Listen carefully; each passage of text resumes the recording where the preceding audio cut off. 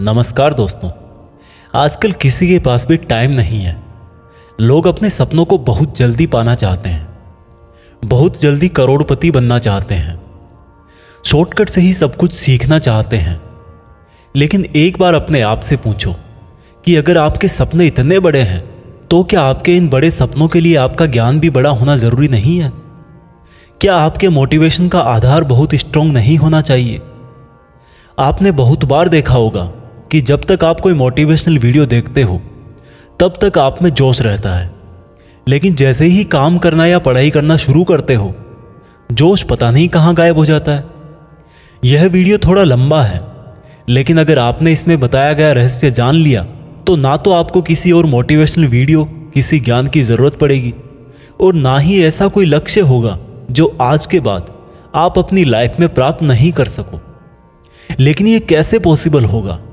इसके लिए आपको शांति से बैठ के, आंखें बंद करके इस वीडियो की पूरी बातों को जब तक समझ में ना आ जाए तब तक बार बार सुनकर अपनी थॉट्स में बिठा लेना चाहिए।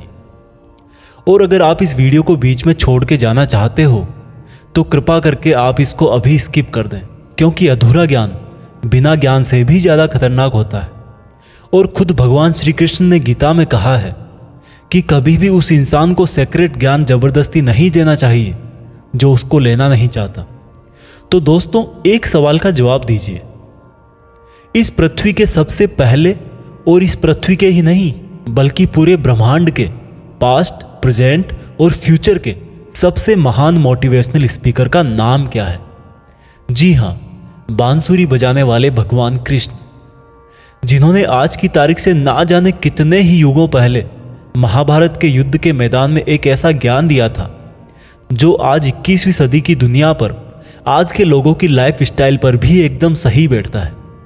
और यह जानकर के बड़े बड़े लोग और रिसर्च करने वाले हैरान हो जाते हैं कि ऐसा कैसे हो सकता है। उस महाभारत के युद्ध के मैदान में दिए गए ज्ञान को पढ़कर Albert Einstein, Mahatma Gandhi, Swami Vivekananda, Annie Besant, Sunita Williams जैसे और ना जाने कितने लोगों ने भी अपना जीवन बदल लिया। अगर आप यह सोचेंगे कि भागवत गीता में सिर्फ यह लिखा है कि भगवान की पूजा कैसे करते हैं तो आप गलत हैं, क्योंकि भागवत गीता सिर्फ एक किताब या धार्मिक ग्रंथ नहीं है, बल्कि इसमें वो नॉलेज है जो इस पृथ्वी पर जितने भी लोग जन्म लेकर आते हैं उनको यह सिखाता है कि इस दुनिया में सपने पूरे कैसे किए जाते हैं, पर्सनैलिटी कैसे बनाते हैं, पॉजिटिव एनर्जी कहाँ से लाते हैं, खुशी क्या होती है, कितनी भी बड़ी प्रॉब्लम का सॉल्यूशन कैसे ढूंढते हैं, डिसीजन कैसे लिया जाता है, किसी भी ब्रेकअप के सदमे से बाहर कैसे निकलते हैं, इमोशनली स्टेबल कैसे होते हैं, किसी भी बिजनेस को सक्सेसफुल कैसे बनाते हैं, मेहनत कैसे की जाती है, हम क्या हैं और कौन हैं, जिंदगी जीने का सही तरीका क्या है, मरने के बाद हमारे साथ क्या होता है, ये ब्रह्मांड कैसे बना, क्या भगवान है और अगर है तो कहाँ है, क्या आप भी पुनर्जन्म लेंगे, ये लाइफ रियल है या एक इल्यूजन या एक सपना। दोस्तों, इस भागवत गीता के ज्ञान ने ही एक दुखी और हारे हुए, धनुष नीचे गिरा देने वाले अर्जुन को महाभारत के महान युद्ध का सर्वश्रेष्ठ योद्धा और विजेता बना दिया। अगर आप भी अपनी जिंदगी में किसी मकसद को लेकर आगे बढ़ रहे हो तो मेरा यकीन मानो कि आप भी अपनी जिंदगी की समस्याओं के जंग के मैदान के अर्जुन हो। और इसलिए उस गीता ज्ञान को जानना आपकी चॉइस नहीं बल्कि आपका अधिकार है। इस गीता ज्ञान को समझकर आपको एक बात का जरूर एहसास होगा कि ये असली नॉलेज में पहले क्यों नहीं हासिल कर पाया। तो ऐसा क्या है आखिर भागवत गीता में और इसका मतलब क्या है? भागवत का मतलब है भगवान और गीता का मतलब है गीत, यानी कि ऐसा गीत जो भगवान ने खुद अपने मुंह से गाया हो। भागवत गीता संस्कृत में लिखी गई है, लेकिन इसका ट्रांसलेशन आपको बहुत जगह पर हिंदी, इंग्लिश और अलग अलग भाषाओं में मिल जाएगा। वैसे तो भागवत गीता को जितना समझोगे उतना ही कम है, लेकिन फिर भी इस वीडियो में मैंने गीता के पूरे 18 अध्याय, 700 श्लोक पढ़कर उनको आज की जनरेशन के हिसाब से, स्टूडेंट के हिसाब से, बिजनेसमैन के हिसाब से, अपने करियर में, अपनी लाइफ में, अपने रिलेशनशिप में और अपनी प्रॉब्लम्स में कैसे यूज करते हैं वह बताया है। दोस्तों, मैं यहाँ पर पूरे 18 चैप्टर कवर करूँगा और कोई भी चैप्टर शुरू करने से पहले मैं आपको यह बताऊंगा कि उसमें आप क्या सीखने वाले हो। फिर उस चैप्टर को शॉर्ट में समझाऊंगा और उसके बाद उससे सीखने वाली चीज़ों को डिटेल में समझाऊंगा। अगर आपको यह जानना है कि आखिर भगवान को खुद ज्ञान देने की जरूरत क्यों पड़ी, ये पांडव और कौरव कौन थे और इस महाभारत के युद्ध की शुरुआत कैसे हुई, तो आप मुझे नीचे कमेंट्स में बता सकते हैं। मैं उसका भी वीडियो आपको अलग से दे दूंगा।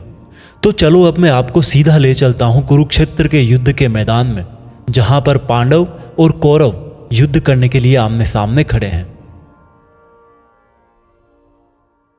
भागवत गीता अध्याय 1 सेना का निरीक्षण। दोस्तों, गीता के पहले अध्याय से आपको यह सीखने को मिलेगा कि ऐसी कौन सी सबसे पहली चीज है जो आपको लाइफ में आगे बढ़ने से रोकती है। भले ही आप में बहुत नॉलेज हो, आप में बहुत काबिलियत हो, लेकिन उस एक चीज की वजह से आप सही डिसीजन नहीं ले पाते और अपना काम नहीं कर पाते हैं। इसके साथ साथ सपने से हकीकत में इंसान कैसे बदल जाता है वह भी हम जानेंगे। कौरवों में दुर्योधन बहुत खुश हो रहा था। उसके पास बहुत बड़ी सेना थी। भीष्म पितामह थे, गुरु द्रोणाचार्य और गुरु कृपाचार्य जैसे बड़े बड़े योद्धा थे। पांडवों की सेना में अर्जुन, भीम सहित 5 पांडव, भगवान कृष्ण, अभिमन्यु, द्रौपदी के 5 पुत्र आदि थे। अब यह युद्ध पूरी तरह से पारिवारिक युद्ध ही था। पांडवों और कौरवों के लिए गुरु द्रोणाचार्य और कृपाचार्य दोनों एक ही थे। दादा भीष्म भी एक ही थे। साथ ही साथ पांडव और कौरव दोनों खुद भी चचेरे भाई थे, लेकिन हर कोई जीतने के इरादे से आ रखा था। रणभूमि में जब जोर से युद्ध की घोषणा के लिए शंखनाद हुआ तो अर्जुन ने अपने सारथी भगवान कृष्ण से कहा कि हे कृष्ण, मेरे रथ को दोनों सेनाओं के बीच में एक बार ले जाकर के खड़ा कर दो, ताकि मैं ये देख सकूं कि मुझे किनको मारना है। ऐसा सुनकर भगवान कृष्ण ने अर्जुन के रथ को कौरवों की सेना के सामने वहां पर ले जाकर के खड़ा कर दिया, जहां पर कौरवों की सेना में अर्जुन के दादा भीष्म पितामह और गुरु द्रोणाचार्य खड़े थे। और गुरु द्रोणाचार्य ने ही अर्जुन को तीर चलाना भी सिखाया था। अर्जुन ने युद्ध के मैदान में जिधर भी देखा वहां दोनों तरफ ही सिर्फ परिवार वाले नजर आ रहे थे। ये देखकर अर्जुन बहुत दुखी हो गए और कृष्ण से बोले, यहां तो हर कोई मेरा सगा संबंधी ही है, मैं अपने ही लोगों को युद्ध में नहीं मार सकता। मुझे इस राज्य के लिए तो क्या, अगर कोई तीनों लोक भी दे तो भी मैं ऐसा युद्ध नहीं करूंगा जिसमें मुझे अपनों को ही मारना पड़े। इस तरह से अर्जुन पूरे दुखी होकर और खुद को कोसते हुए अपने धनुष को छोड़कर रथ में वापस जाकर बैठ गए। दोस्तों, गीता के इस फर्स्ट चैप्टर से हमें यह सीखने को मिलता है कि वास्तविकता सोच से अलग होती है। हमें नहीं पता होता है कि जब हम कोई काम करने का इरादा लेकर जा रहे होते हैं तो वहां पर क्या हो सकता है। जब हम किसी बुरी चीज का सामना करते हैं तो हम संयम खो बैठते हैं और घबरा जाते हैं, और घबरा जाने के बाद हम हमारा ही असली रूप भूल जाते हैं। भले ही अर्जुन युद्ध कला में मास्टर थे और भले ही वो युद्ध करने के लिए मैदान में धनुष उठाकर चले आए, लेकिन युद्ध सिर्फ हथियारों के चलाना जानने से नहीं होता। उसके लिए इरादे भी चाहिए होते हैं, इमोशनल स्टेबिलिटी चाहिए होती है। मैदान में आकर अर्जुन को अपनी ड्यूटी से ज़्यादा फैमिली और गुरुओं से मोह हो गया और उससे फिर वो दुखी हो गए। वो युद्ध करने का डिसीजन नहीं ले पाए। इससे यह भी सीखने को मिलता है कि जिंदगी में हमें हमारा कर्म करने से सबसे पहले रोकने वाला कोई होता है तो वो है हमारा मोह, यानी कि अटैचमेंट। आप सुबह जल्दी उठ सकते हो, लेकिन आपको नींद और आलस्य का मोह होता है। अर्जुन एक क्षत्रिय थे और युद्ध करना ही उनका काम था, और वो युद्ध करने में बहुत अच्छी तरह से ट्रेंड भी थे, लेकिन वो अटैचमेंट में आकर अपना कर्म भूल गए। इसलिए अगर लाइफ में आपको चुनौतियों से लड़ना है तो आपको अपने अटैचमेंट को सेक्रीफाइस करना आना चाहिए। दोस्तों, इसको आप इस तरह से भी समझ सकते हो। मान लो आप किसी से बहुत प्रेम करते हो, लेकिन वह मनुष्य आपकी प्रेम की कदर नहीं करता। ऐसे में आपको उसका प्रेम पाने का मोह नहीं होना चाहिए, क्योंकि अटैचमेंट किसी भी तरह का हो, जब तक वो है आप अपनी लाइफ के अर्जुन नहीं बन पाओगे। भागवत गीता अध्याय 2 गीता का सार। दोस्तों, गीता के दूसरे अध्याय से हमें इमोशनल स्टेबिलिटी, आत्मा, मृत्यु, पुनर्जन्म, डिसीजन मेकिंग के बारे में सीखने को मिलता है, और गुस्से का सबसे बड़ा रीजन और उसका सॉल्यूशन क्या है, कैसे आप किसी भी कंडीशन में खुश रह सकते हो, और मेहनत कैसे करते हैं, यह भी आपको सीखने को मिलेगा। जब अर्जुन ने युद्ध करने से मना कर दिया तब सारथी श्री कृष्ण ने अर्जुन से कहा कि अर्जुन, ये तुम्हें अचानक से क्या हो गया? जिस तरह की कमजोर बातें तुम बोल रहे हो वो तुम जैसे महान योद्धा के मुंह से बिल्कुल अच्छी नहीं लगती। इसलिए अपने इस मन की कमजोरी को छोड़कर युद्ध के लिए वापस खड़े हो जाओ। अर्जुन बोले कि मैं किस तरह से अपने ही गुरुजी द्रोणाचार्य और दादाजी भीष्म पितामह को मारने के लिए अपना धनुष चला सकता हूँ, क्योंकि ये तो मेरे लिए हमेशा से ही भगवान की तरह रहे हैं।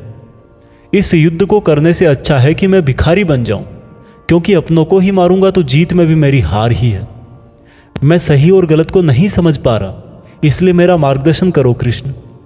श्री कृष्ण मुस्कुराकर अर्जुन को देखने लगे। भले कोई इंसान उनसे कुछ मांगे और वो दे ही ना, ऐसा भी कभी हो सकता है क्या? यहीं से शुरू होता है भागवत गीता का वो ज्ञान जो आपको भी अर्जुन बनकर ध्यान से सुनना और समझना चाहिए।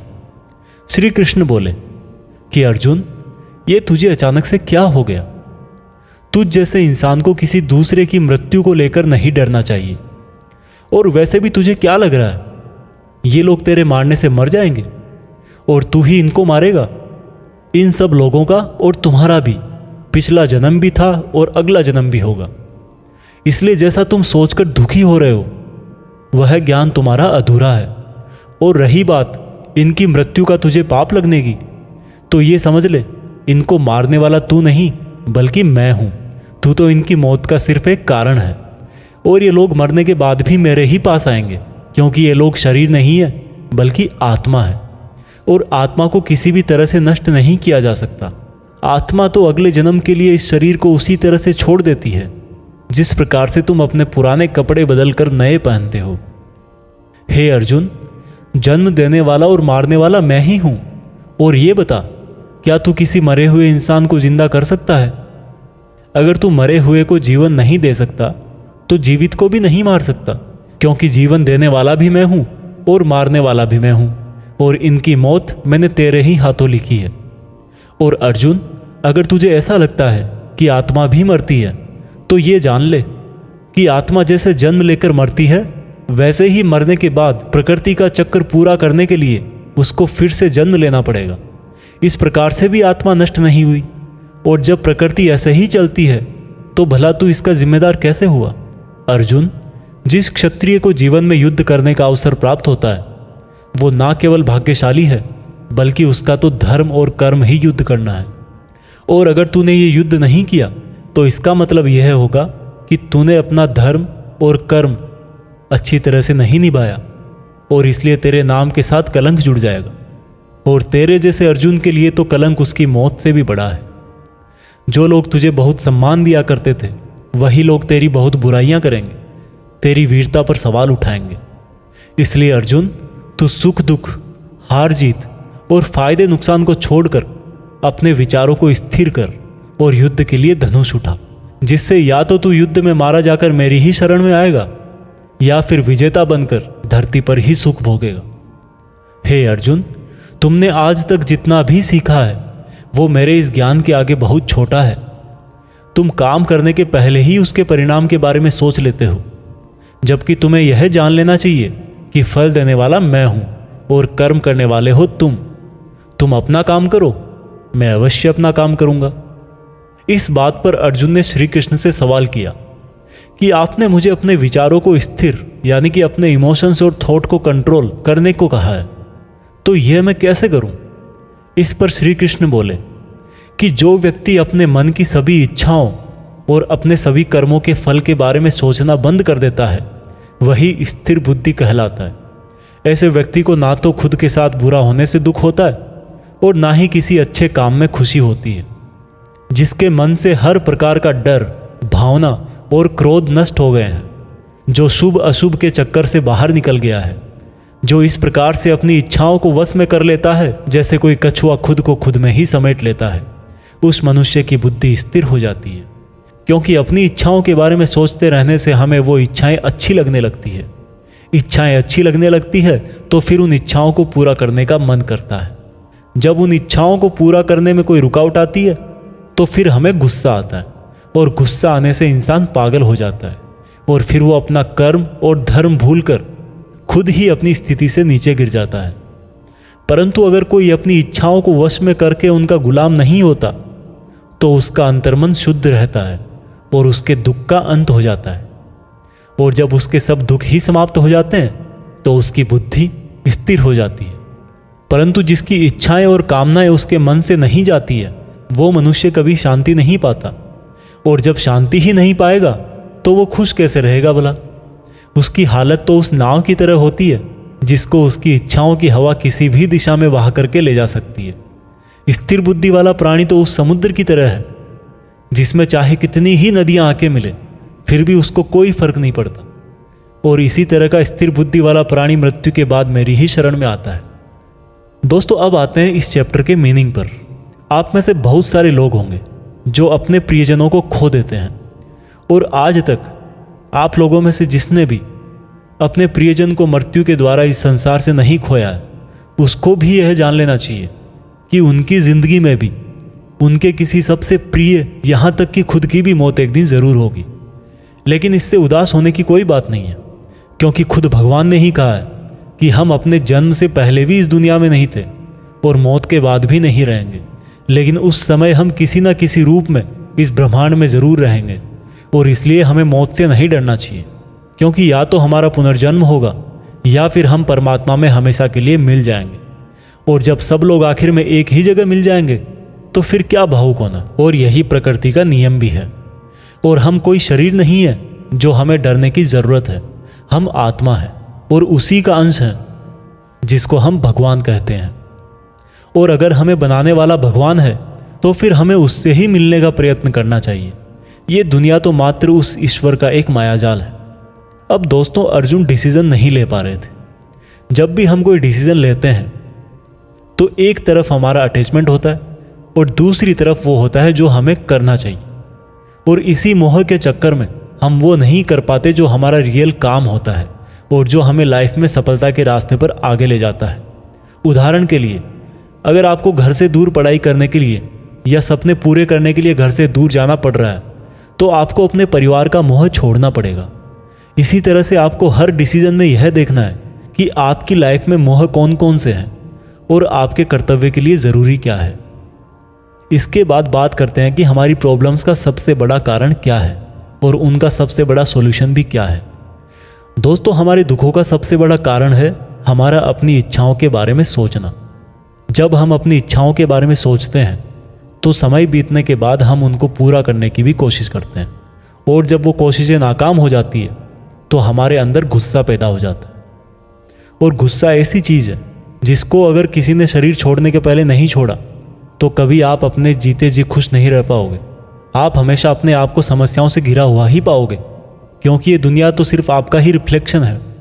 अब आप यह भी बोलोगे कि अगर ज़िंदगी में कोई इच्छा ही नहीं रखेंगे तो सक्सेस कैसे हासिल होगी, नाम कैसे कमाएंगे।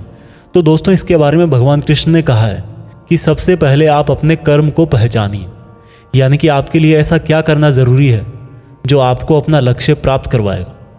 और उसके बाद सफल होने की उम्मीद या असफल होने का डर मन में पैदा किए बिना अपने काम को ऐसे करें जैसे वो काम आप नहीं बल्कि खुद भगवान कर रहे हैं।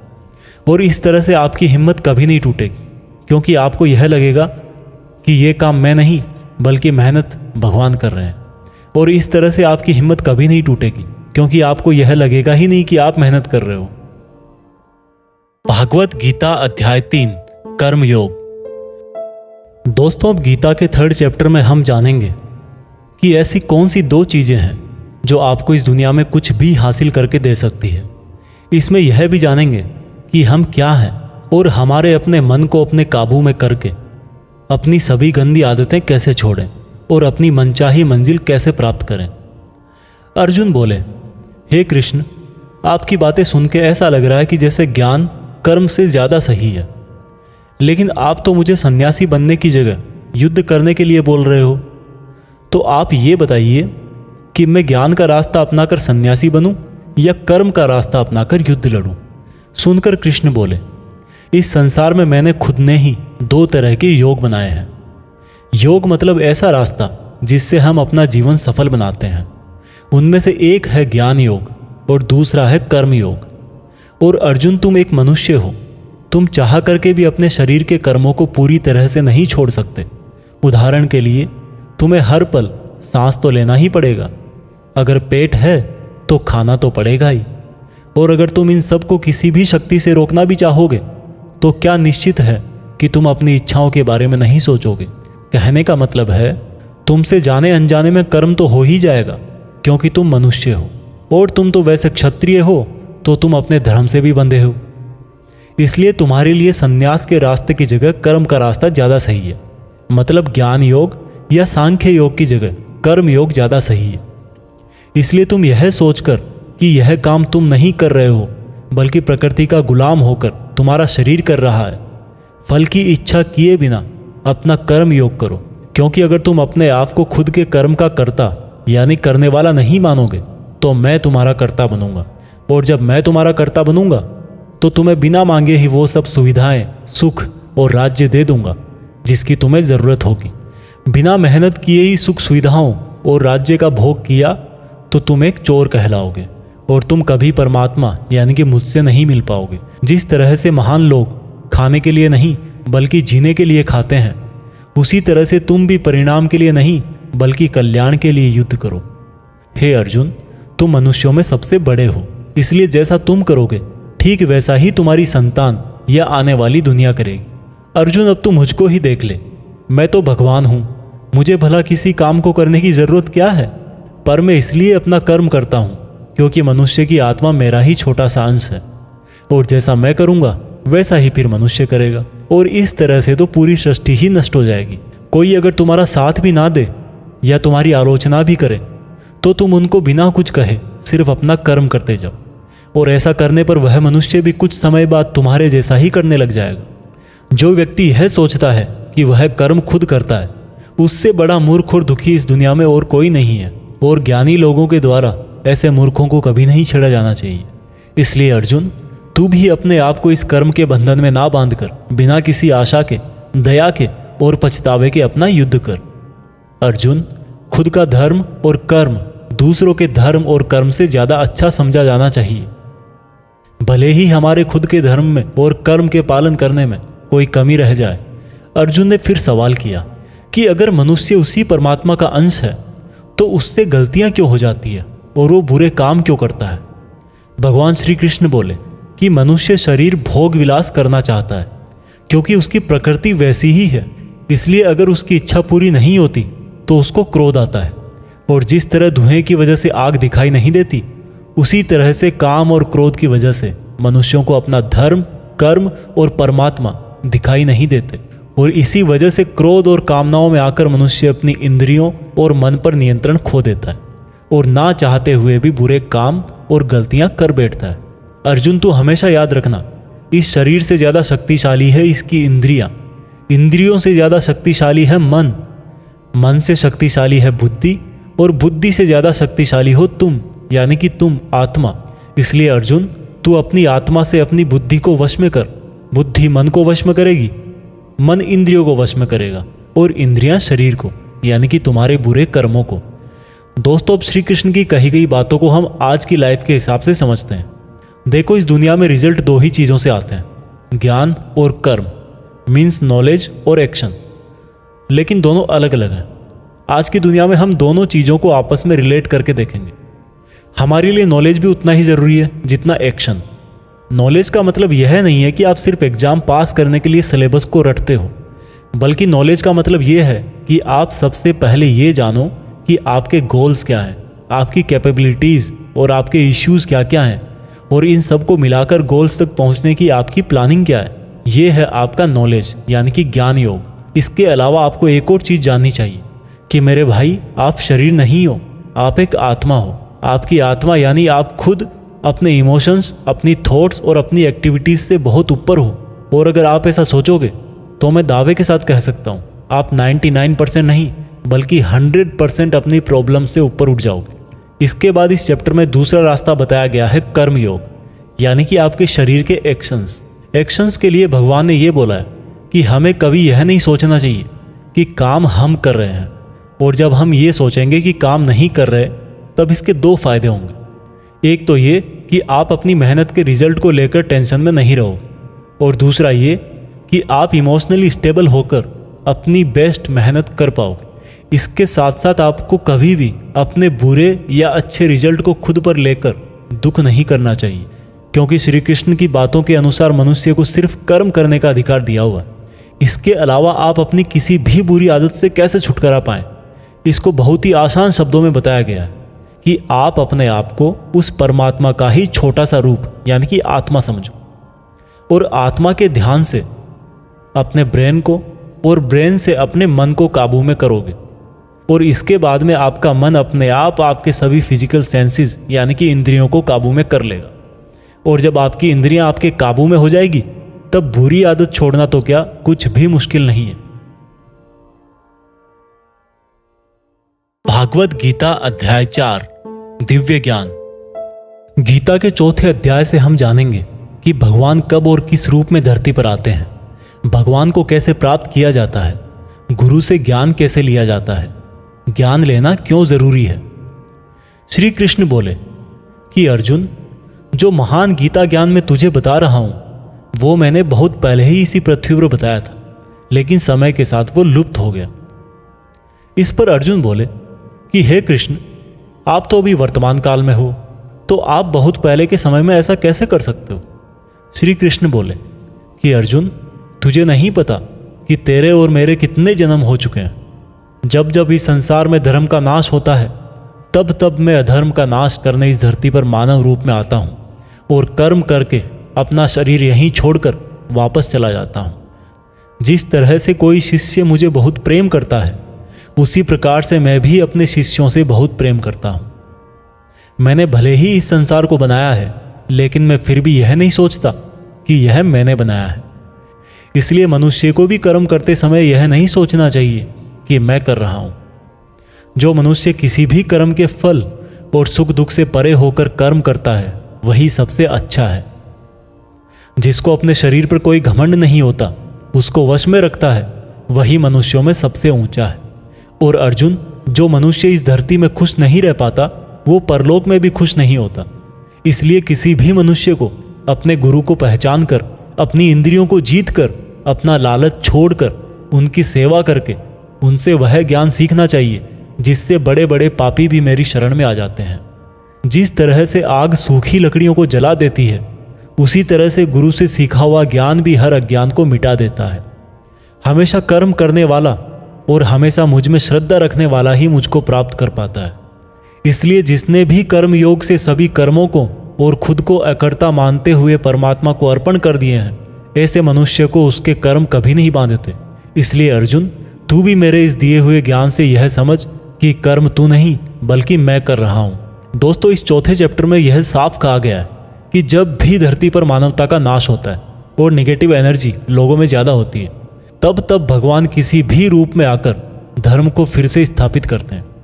इसमें यह भी बताया गया है कि अगर किसी से आपको कुछ सीखना है तो सबसे पहले आपके मन में उसके प्रति रेस्पेक्ट होनी चाहिए, कोई लालच नहीं होना चाहिए और बुरी भावना भी नहीं होनी चाहिए। और ये नॉलेज लेना और सीखना हमारे लिए ज़रूरी क्यों है? क्योंकि हम चाहे किसी भी फील्ड में हो, ऑब्वियस सी बात है कि हमें उस फील्ड के गुरुओं से ज्ञान तो लेना ही पड़ेगा। और ज्ञान ऐसा तरीका है जो इस लाइफ में आपके टारगेट से और उस लाइफ में आपके परमात्मा से मिला सकता है। भागवत गीता अध्याय 5 कर्म संन्यास योग। भागवत गीता के 5वें चैप्टर में हम जानेंगे कि अपने गोल्स को कैसे प्राप्त किया जाता है और किस तरह से हमारा शरीर हमको आलस में बांधने की कोशिश करता है। अर्जुन बोले, हे श्री कृष्ण, मैं अभी भी यह नहीं समझ पा रहा हूं कि मेरे लिए कर्म ज्यादा अच्छा है या कर्मों से संन्यास। श्री कृष्ण बोले, देखो अर्जुन, भले ही संन्यास और कर्म दो अलग अलग रास्ते हों, लेकिन दोनों की मंजिल एक ही है और वो है भगवान।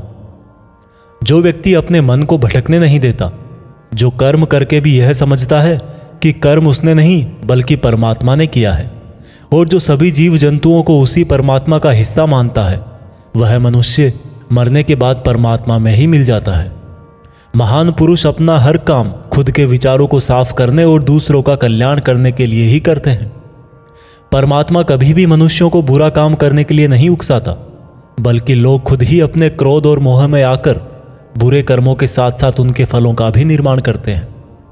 मैं तो बस उनका फल उन्हीं को वापस देता हूं। इस शरीर को चाहे कितना ही सुख दे दो, उसकी इच्छाएं तब भी पूरी नहीं होती। इसलिए अर्जुन, तेरे जैसे बुद्धिमान व्यक्ति को शरीर की इच्छाओं में मन नहीं लगाना चाहिए। इस संसार का असली योगी तो वो है जिसने अपने शरीर का नाश होने से पहले अपने क्रोध का नाश कर लिया हो, जो संपूर्ण प्राणियों का हित करता है, जिसका मन किसी भी कर्म में नहीं बंधता और जो अपने भटकते हुए मन को एक जगह केंद्रित करके परमात्मा को याद करता है, वही व्यक्ति सुखी भी है और परमेश्वर सहित सबका प्यारा भी।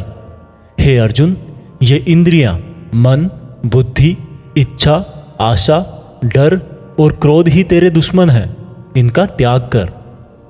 दोस्तों, हमारी बॉडी यानी कि शरीर हमेशा रिलैक्स रहना चाहता है, क्योंकि बाय नेचर शरीर एक निर्जीव चीज ही है अगर उसमें आत्मा ना हो तो। लेकिन हम यह सोच लेते हैं कि मैं तो शरीर हूं, ये मेरी आंखें हैं, ये मेरे हाथ हैं और अब मेरा शरीर मुझे सोने के लिए बोल रहा है।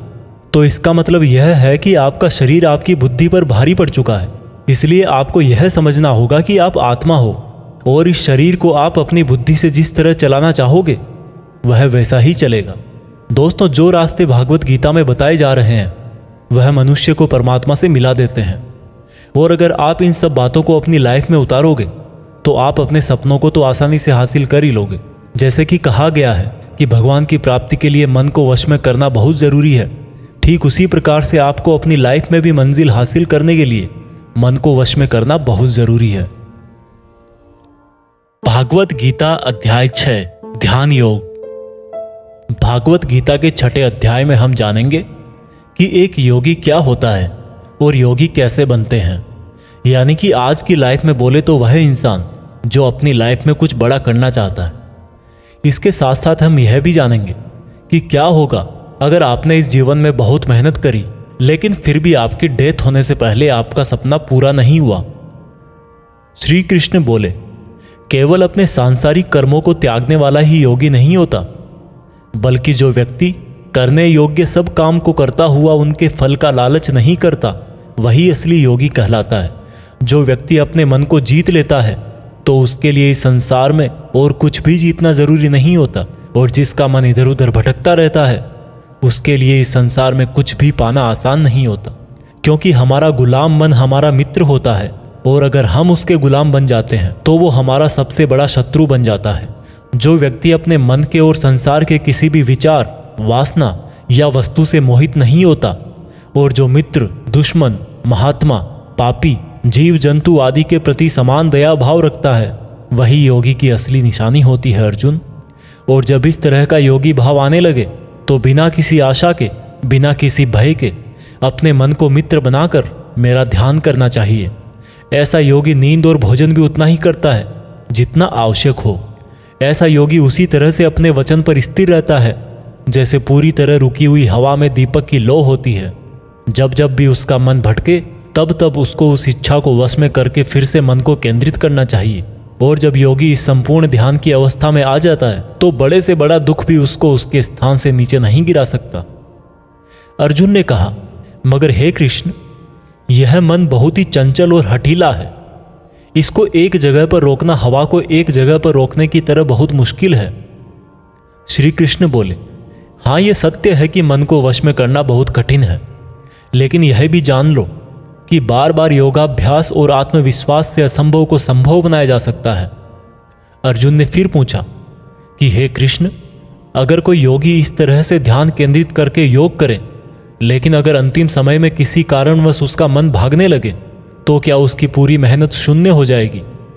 श्री कृष्ण बोले, नहीं अर्जुन, निरंतर परमात्मा की तरफ बढ़ना हर आत्मा का अधिकार है। अगर किसी कारणवश वह योगी आत्मा योग की राह से विचलित भी हो जाती है तो भी उसको योग भ्रष्ट पुण्य पुरुषों के लोक में कई वर्ष सुख और आनंद मिल जाता है, और वहां पर वह ध्यान भ्रष्ट योगी भी सुख में समय बिताकर फिर से किसी पुण्यात्मा के परिवार में जन्म ले लेता है। और इस तरह से उस आत्मा की यात्रा वहीं से शुरू हो जाती है जहां पर उसने पिछले जन्म में समाप्त करी थी, और इस प्रकार से उसे एक नया रूप, नया जीवन परमात्मा से मिलन के प्रयत्न के लिए फिर से मिल जाता है। अर्थात उसका पिछले जीवन में किया गया योग बेकार नहीं जाता, लेकिन लगातार प्रयत्न करने वाला योगी इसी जन्म में अपने जीवन चक्र से मुक्त होकर परमात्मा में विलीन हो जाता है। एक योगी तपस्वियों और विद्वानों से भी श्रेष्ठ है। इसलिए अर्जुन, तू भी योगी बन, क्योंकि जो योगियों में भी परम होता है वह मेरा भी परम प्रिय होता है। दोस्तों, हर वो इंसान जिसकी आंखों में कुछ बड़ा करने का सपना है, उसको अर्जुन की तरह ही एक योगी बनना चाहिए। योगी वो इंसान है जो पूरी तरह से इमोशनली बैलेंस्ड है, न्यूट्रल है, जो दूसरों की बातें माइंड नहीं करता और हमेशा अपने टारगेट को पूरा करने के लिए मेहनत करता है। लेकिन दोस्तों, जिंदगी का किसको पता, भगवान ना करे कि ऐसा हो कि कोई इंसान उसके सपने पूरे होने से पहले ही मर जाए, तो उसकी तो मेहनत किसी काम की ना रही और सपने सपने ही रह गए। पर एक बहुत ही सीक्रेट बात भगवान कृष्ण ने इस अध्याय में यह बताई है कि अगर आप मेहनत कर रहे हो और आपने बहुत एक्सपीरियंस गेन कर लिया है, बहुत नॉलेज हासिल कर लिया है, लेकिन फिर भी आपको मंजिल नहीं मिली और किसी रीजन की वजह से, परमात्मा ना करे ऐसा हो, पर आपकी डेथ हो जाए या सपने के लिए मेहनत करते करते बूढ़े होकर मर जाओ, तो इस केस में चाहे आपको जीते जी फल मिले या ना मिले, मरने के बाद में आपको स्वर्ग में अपने कर्मों के अनुसार पूरा सुख मिलेगा। और जब आपके अच्छे कर्मों का बैलेंस खत्म हो जाएगा तो आप फिर से धरती पर जन्म लेकर आओगे और बाय नेचर आप ऐसे माहौल या घर में जन्म लोगे जिसमें आपको पिछले जन्म के ज्ञान वाला लेवल नेचुरली ही मिल जाएगा और आपको उसके आगे की मेहनत करने के लिए फिर से एक पूरी नई जिंदगी मिल जाएगी। ऐसा मैं नहीं, स्वयं कृष्ण ने योगी के बारे में बताते हुए इस गीता के 6 चैप्टर के श्लोक नंबर 37 से लेकर श्लोक नंबर 45 तक यही बात कही है और यह भी कहा है कि ये उनके लिए एप्लीकेबल है जो सच में बहुत बहुत मेहनत करते हैं। यह भागवत गीता सार आप YouTube के जीत फिक्स चैनल पर सुन रहे हैं। भागवत गीता अध्याय 7 भगवान का ज्ञान। भागवत गीता के 7वें चैप्टर में बताया गया है कि ईश्वर किस तरह से इस संसार को चलाते हैं, ईश्वर को कौन से भक्त बहुत अच्छे लगते हैं, इंसान भगवान को क्यों नहीं जान पाता है। भगवान कृष्ण बोलते हैं कि हे अर्जुन, अब मैं तुझे वो बातें बताने वाला हूं जिनको जानकर तुझे इस संसार में दूसरा कोई सा भी ज्ञान जानने की जरूरत नहीं पड़ेगी। हजारों लोगों में से कोई एक मुझे प्राप्त करने की कोशिश करता है और ऐसे हजारों कोशिश करने वालों में से कोई एक ही मुझे बहुत समर्पण के साथ प्रेम करता है। मेरे 2 रूप हैं, एक जड़ रूप यानी कि जिसमें पृथ्वी, अग्नि, जल, वायु और आकाश के साथ साथ मन, बुद्धि और अहंकार है। वही दूसरा चेतन रूप जिसमें इस सृष्टि का चक्र है। समय को भी मैं ही चलाता हूं। जल, सूरज, चंद्रमा, ओमकार में मैं ही हूं। पृथ्वी की सभी पवित्र गंध, अग्नि और बुद्धिजीवियों का तेज, तपस्वियों का तप, धर्मों का पवित्र कर्म, बलवानों का बल और अलग अलग समय कालों का बीज भी मैं ही हूं। इस संसार के लोग सांसारिक गुणों के गुलाम हैं, इसलिए मुझे नहीं जान पाते और वास्तव में तो ये सांसारिक गुण भी मेरी ही माया है। मगर जो मनुष्य इस मेरे ही माया जाल को तोड़ देता है वो मेरा हो जाता है। माया जाल में फंसे हुए मूर्ख लोग मेरी शरण में नहीं आ पाते हैं। कोई भी भक्त 4 तरह से मेरी पूजा करता है, कोई प्राप्ति चाहने वाला, कोई दुख के संकट में याद करने वाला, मुझे जानने की इच्छा रखने वाला या फिर मुझे पहले से ही जानने वाला। लेकिन इनमें से मुझे अत्यंत प्रेम करने वाला ज्ञानी बहुत पसंद है। ये चारों ही तरह के भक्त दयावान होते हैं, लेकिन ज्ञानी पुरुष तो मानो जैसे मेरा ही रूप हो।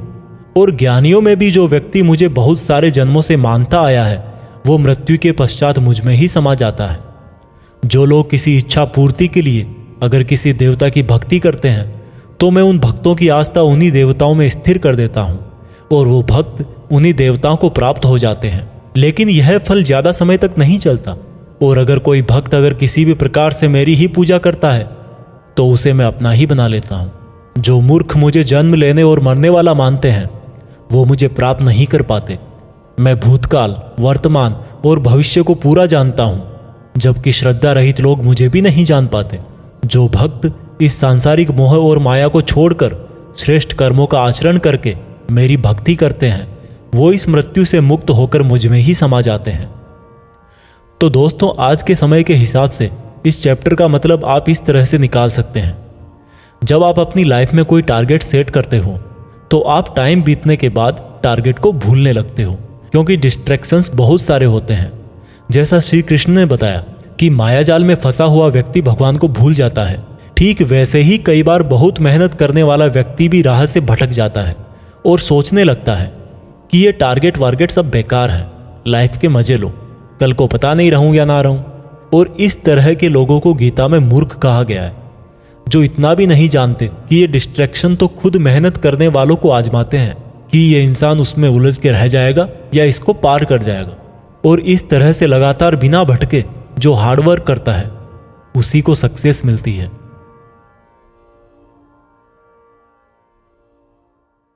भागवत गीता अध्याय 8 भगवान की प्राप्ति। भागवत गीता के 8वें चैप्टर में आप जानेंगे कि भगवान क्या है और उनको कैसे प्राप्त किया जा सकता है, देवता कौन है, ये संसार कैसे चलता है और क्यों हमें आज से ही हार्ड वर्क में लगना चाहिए। अर्जुन बोले, हे कृष्ण, ये परम ब्रह्म क्या है, आध्यात्म क्या है, कर्म क्या है, ये संसार क्या है और ये देवता कौन है, इस संसार का फैसला कौन करता है और कोई योगी आपको कैसे पहचानता है। श्री कृष्ण बोले, ब्रह्म परम अक्षर है, आध्यात्म जीवों का स्वरूप है, कर्म भूतकाल का एक ऐसा त्याग है जिससे वर्तमान में परिणाम उत्पन्न होते हैं, हमेशा उत्पन्न और अंत होने वाले का नाम संसार है। जिनको शास्त्रों में परम पुरुष बताया गया है वही देवता है। इस संसार का फैसला करने वाला मैं ही हूं। और जो भी पुरुष अपने अंतकाल में जिस जिस भाव को याद करता हुआ और अपने ध्यान को भ्रकुटी में केंद्रित करके शरीर छोड़ता है तो वह उसी भाव को प्राप्त होता है। इसलिए मेरा स्मरण करने वाले सदैव मेरे पास ही आते हैं। इसलिए अर्जुन, तू भी मुझ में ही ध्यान रख के युद्ध कर, जिससे कि तू मुझे ही प्राप्त होगा। जो लोग हमेशा मुझे याद करते हैं वह बहुत आसानी से मेरे पास आ जाते हैं, और जो मेरे पास आ जाता है उसके दुख और मृत्यु चक्र समाप्त हो जाते हैं। ब्रह्मा का एक दिन 1000 युगों का होता है और एक रात भी 1000 युगों की होती है। ब्रह्मा के दिन की सुबह में ही संपूर्ण संसार का निर्माण होता है और रात के आरंभ में ही वह संसार फिर से ब्रह्मा में समा जाता है, और हर दिन ऐसा ही चक्र चलता रहता है। लेकिन जो मेरे भक्त होते हैं वो जल्दी ही इस चक्र से मुक्त हो जाते हैं। अर्जुन, अब मैं तुम्हें वह 2 रास्ते बताऊंगा जिनसे होते हुए ही लोग या तो परम गति को प्राप्त होते हैं या फिर इस संसार में वापस आते हैं। जब सूर्य का प्रकाश रहता है, शुक्ल पक्ष होता है और सूर्य उत्तरायण में होता है, तब शरीर छोड़ने वाले कर्मयोगी मेरे पास हमेशा के लिए आ जाते हैं।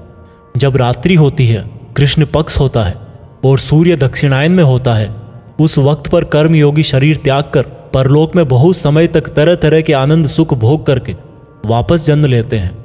केवल एक योगी ही इस रहस्य को जानकर सब कर्मों के फलों का मोह छोड़कर परम ब्रह्म को प्राप्त होता है। दोस्तों, इस चैप्टर का आप आजकल की लाइफ के लिए इस तरह से मीनिंग निकाल सकते हो, कोई भी वो मंजिल जिस पर आप हमेशा के लिए अपना नाम दुनिया के सामने लिखना चाहते हो, उसके लिए आपको बहुत हार्ड वर्क करना पड़ेगा। क्योंकि जैसा श्री कृष्ण ने बताया कि ये संसार का चक्र बहुत बड़ा है और लोग आते रहते हैं और लोग जाते रहते हैं। लेकिन जिन लोगों को अपनी लाइफ में कुछ ऐसा करना है जिसकी वजह से उनका नाम हमेशा के लिए दुनिया में हो जाए, उन लोगों को ज्ञान योगी और कर्मयोगी बनना पड़ेगा। ब्रह्मा का जो एक दिन है उसका मतलब है कि ये यूनिवर्स बहुत पहले से है और बहुत आगे तक चलेगा, और इंसान की लाइफ उस यूनिवर्स के सामने बहुत बहुत छोटी है। इसलिए ऐसा ना हो कि आप लाइफ में सिर्फ सपने सजो के बैठ जाओ और ब्रह्मा जी की शाम हो जाए।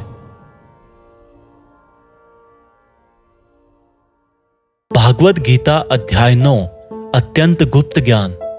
भागवत गीता के 9th चैप्टर में हम जानेंगे कि जब हम अलग अलग देवताओं की पूजा करते हैं तो उससे क्या होता है। इसी को हम प्रैक्टिकल लाइफ में लाकर भी जानेंगे। श्री कृष्ण बोले कि हे अर्जुन, अब मैं तुझे बहुत ही गुप्त और बड़ा ज्ञान देने वाला हूं। वह मनुष्य जो मुझ में श्रद्धा नहीं रखते, वह इस संसार में बार बार दुख भोगने के लिए आते रहते हैं और जाते रहते हैं। मैं ही इस संसार को बार बार बनाता हूं और मिटाता हूं।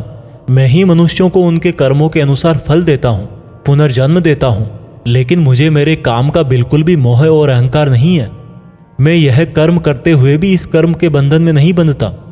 सब कुछ करके भी मैं नहीं मानता कि मैं कुछ करता हूं। मेरी माया जाल में फंसने वाले और मुझे नहीं समझने वाले मूर्ख लोग और बेकार की आशा और बेकार काम करने वाले लोग हमेशा इसी संसार में फंसे रह जाते हैं। जो वेदों को पढ़ के स्वर्ग प्राप्ति के लिए मेरी पूजा करते हैं, वे लोग इंद्र के स्वर्ग का आनंद भोगते हैं। लेकिन उनके स्वर्ग के सुख तब तक ही चलते हैं जब तक उनके मानव जीवन के पुण्य खत्म नहीं हो जाते। और जब उनके पुण्य खत्म हो जाते हैं उनको वापस इसी पृथ्वी पर जन्म लेने आना पड़ता है।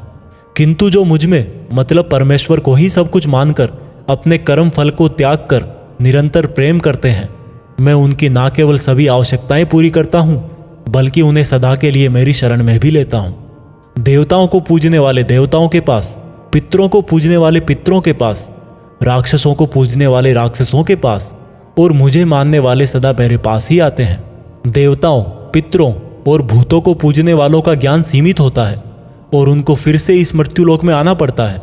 इसलिए अर्जुन, तू भी अगर कुछ खाए, दान करे, तप करे और कर्म करे तो मुझ में ही अर्पण करके करना।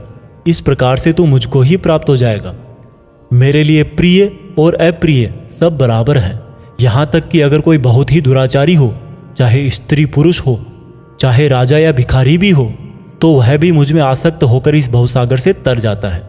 इसलिए अगर तू भी मुझ में समर्पित रहेगा तो मुझे ही प्राप्त करेगा। दोस्तों, जैसा कि श्री कृष्ण ने कहा कि जो जिसकी पूजा करता है मैं उसको उसी से जोड़ देता हूँ। दोस्तों, इस बात का बहुत गहरा मीनिंग है। हम जिस तरह के इंसान के साथ समय बिताएंगे, टाइम बीतने के बाद में हमारी थॉट्स पर भी उसका असर हो सकता है।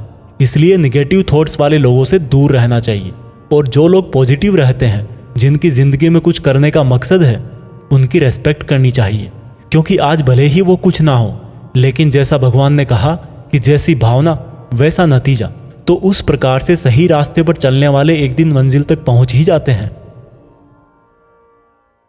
भागवत गीता अध्याय 10, भगवान की महिमा। भागवत गीता के 10वें चैप्टर में आप भगवान के द्वारा यह जानेंगे कि क्या भगवान का कोई रूप है, भगवान कहाँ कहाँ किस किस रूप में रहते हैं। वैसे तो आपने बहुत बार सुना है कि भगवान ऐसे हैं, भगवान वैसे हैं, यहाँ है, वहाँ है, हर जगह है, पर इसको हम ज़रा बारीकी से जानेंगे और मैं आपको यह भी बताऊंगा कि क्या इंसान के लिए भगवान को पूरा जानना संभव है। श्री कृष्ण बोले, अर्जुन, तू मेरा सच्चा मित्र है और मुझसे प्रेम करता है, इसलिए अब मैं तुझे मेरे बारे में बताता हूँ। मेरे जन्म को कोई नहीं जानता, लेकिन जो यह जानता है कि मैं कभी नहीं जन्म लेने वाला और कभी नहीं मरने वाला हूँ, वही सबसे बड़ा ज्ञानी है। ज्ञान और मूर्खता, सत्य और झूठ, सुख और दुख, मन और बुद्धि, रचना और नाश, कीर्ति और अपमान सहित सभी भाव वास्तव में मैं ही तो हूँ। इस संसार में जहाँ जहाँ जिसकी भी पूजा होती है वह वास्तव में मैं ही हूँ। जो लोग मुझ में मन और प्राणों को अर्पण करते हैं, उनके ज्ञान के अंधकार को मैं ही ज्ञान के उजाले से रोशन करता हूँ। इस पर अर्जुन बोले कि हे कृष्ण, आपने जो अभी तक खुद के बारे में बताया है उन सब बातों को मैंने मान लिया है, लेकिन आपकी बातें मेरा और ज़्यादा मन मोह रही है। हालांकि आप ही खुद को पूरी तरह से जानते हैं, लेकिन फिर भी मैं आपको किस तरह से मानूं, और अपनी शक्तियों और महिमाओं के बारे में भी बताइए। इस पर श्री कृष्ण बोले कि अर्जुन, वैसे तो मेरे विस्तार का कोई अंत नहीं है, लेकिन फिर भी मेरी जो भी जानकारी तेरे लिए जानना जरूरी है उससे मैं तुझे बताऊंगा। अर्जुन, सभी समय मुझसे ही बने हैं, भूत, वर्तमान और भविष्य भी मैं ही हूँ। मैं ही विष्णु, सूर्य और चंद्रमा हूँ। वेदों में सामवेद, देवों में इंद्र और इंद्रियों में मन, जीवों में आत्मा, पर्वतों में सुमेर, रुद्रों में शंकर, वसुओं में अग्नि और धन दौलत में कुबेर भी मैं ही हूँ। जल में समुद्र, ग्रहों में बृहस्पति, अड़े रहने वालों में पहाड़, देवर्षियों में नारद, पेड़ों में पीपल, हाथियों में एरावत, मनुष्यों में राजा, गायों में कामधेनु, सर्पों में सर्पराज, नागों में शेषनाग, राजाओं में यमराज, गणनाओं में गणित, पक्षियों में गरुड़, योद्धाओं में श्रीराम, समुद्र में मगरमच्छ, नदियों में गंगा, विद्याओं में ब्रह्म विद्या, विवादों का निर्णय, अक्षरों में ओम, कालों का महाकाल, मंत्रों में गायत्री, महीनों में मार्गशीर्ष, ऋतुओं में बसंत भी केवल मैं ही हूँ। छलों का जुआ, जीतने वालों की विजय, निश्चय करने वालों का निश्चय और भक्त पुरुषों की भक्ति भी मैं ही हूँ। वृष्णवंशियों में कृष्ण यानी कि स्वयं मैं, पांडवों में अर्जुन यानी कि तू, मुनियों में वेदव्यास और कवियों में शुक्राचार्य भी मैं ही हूँ। जीतने वालों की रणनीति और रहस्य रखने वालों का मौन भी मैं ही हूँ। हे अर्जुन, इस ब्रह्मांड में जितना भी जाना और अनजाना है वह सब मैं ही हूँ और मेरा कोई अंत नहीं है। इसलिए हे अर्जुन, मुझे पूरा जानना तेरे लिए किसी काम का नहीं है। बस तू इतना जान ले कि यह संसार तो मेरे एक छोटे से अंश मात्र से ही चलता है। दोस्तों, इस चैप्टर में आप जान गए होंगे कि ऐसी कोई जगह नहीं है जहाँ पर भगवान ना हो। और श्री कृष्ण ने यह भी कहा है कि अर्जुन को ना तो ईश्वर को पूरा जानना जरूरी है और ना ही वो पूरा डिटेल में जान पाएंगे। दोस्तों, इसको आप अपनी लाइफ में इस तरह से रिलेट करो कि जैसे भगवान ने कहा कि मैं अनंत हूँ और तू उतना ही जान जितना तेरे लिए ज़रूरी है। ठीक उसी प्रकार से आपको भी अपनी लाइफ में उन चीज़ों में अपनी एनर्जी और टाइम वेस्ट नहीं करना चाहिए जिनको जानना आपके लिए ज़रूरी नहीं होता। सिर्फ आप इतना ध्यान रखें कि ऐसा कौन सा नॉलेज है जो आपको अपनी मंजिल तक पहुंचाएगा। भागवत गीता अध्याय 11, भगवान का अनंत रूप। भागवत गीता के 11वें चैप्टर में भगवान के विराट रूप के बारे में जानेंगे। अर्जुन बोले, हे कृष्ण, आपके दिए हुए ज्ञान से मेरे संदेह दूर हो गए हैं, लेकिन अगर संभव हो तो मैं आपका महान रूप देखना चाहता हूँ। इस पर श्री कृष्ण ने कहा, अवश्य अर्जुन, परंतु तू इन मानव की आंखों से यह सब नहीं देख पाएगा, इसलिए मैं तुझे यह सब देखने के लिए दिव्य आंखें देता हूँ। इसके बाद जो अर्जुन ने देखा वह वास्तव में कल्पना से परे था। भगवान का ना तो कोई आरंभ था, ना कोई मध्य था और ना कोई अंत था। परम ब्रह्म से इतना प्रकाश निकल रहा था जितना हजारों सूरज से भी नहीं निकल सकता। अर्जुन ने बहुत तरह के संसारों को श्री कृष्ण में समाहित देखा। अर्जुन ने हाथ जोड़ते हुए श्री कृष्ण से कहा, हे परम ब्रह्म, मैं आपके शरीर में सभी देवों को, सब मनुष्यों को देख रहा हूँ, लेकिन आपके शरीर का ना तो कोई आरंभ दिख रहा है, ना कोई मध्य है और ना ही कहीं अंत। आप में हर तरह के अस्त्र शस्त्र हैं, हर तरह के प्रकाश और सूर्य हैं। स्वर्ग और धरती के बीच का पूरा आकाश मानो आपसे ही भर गया है। कई देवता के समूह आप में प्रवेश कर रहे हैं, कई आपकी वंदना कर रहे हैं, तो कई लोग भयभीत होकर हाथ जोड़े खड़े हैं। आपके अनंत हाथ पैर, पेट, आँखों, मुँह वाले रूप को देखकर समस्त सृष्टि सहित मैं बहुत व्याकुल हो रहा हूँ। मैं पांडवों कौरवों की संपूर्ण सेना के महान योद्धाओं को अंत होकर आप में जाता हुआ देख पा रहा हूँ। आपके अनेक तरह के उग्र रूप इस संपूर्ण ब्रह्मांड को बहुत ऊर्जा दे रहे हैं। हे कृष्ण, इतने रूपों में आप कौन से हो? मैं आपको पहचान नहीं पा रहा हूँ। इस पर कृष्ण बोले, मैं हर जगह हूँ और मैं ही समय हूँ। इन सेनाओं के योद्धाओं को नष्ट करने के लिए प्रकट हुआ हूँ। इन सब योद्धाओं की मौत मैं पहले ही लिख चुका हूँ। तू तो सिर्फ इनकी मौत का कारण है, मारने वाला तो स्वयं मैं ही हूँ। इस पर अर्जुन भयभीत लेकिन गदगद होकर बोले, हे भगवान, आपका यह रूप देखकर अब मुझे पता लगा कि क्यों योगी, महर्षि, देवता जैसी आत्माएं आपका पूजन करती है। आप तो सत्य और असत्य से भी परे हैं। आपके इस रूप का वर्णन करने के लिए मेरे पास कोई शब्द नहीं है। आप ही इस जगत के पालनकर्ता और विनाशक हो। आपको कोटि कोटि नमस्कार, आपको कोटि कोटि नमस्कार, नमस्कार। आपके लिए हर दिशा से नमस्कार, क्योंकि आपका कोई आदि नहीं है, मध्य नहीं है और अंत भी नहीं है। हे प्रभु, मैंने जाने अनजाने में आपको भाई, कृष्ण, मित्र कहा है और कई बार लोगों के सामने आपका मजाक भी उड़ाया है। मुझे आपके इस सत्य का पता नहीं था, इसलिए अगर संभव हो तो मुझे क्षमा कीजिए। मैं आपकी वंदना करता हूँ। पिता जैसे पुत्र को और सखा जैसे सखा को क्षमा कर देता है, वैसे ही आप भी मुझे क्षमा करें। आपके इस रूप को देखकर मैं खुश भी हो रहा हूँ और भयभीत भी हूँ, इसलिए अब कृपा करके आप अपना प्रसिद्ध चतुर्भुज विष्णु रूप दिखाइए।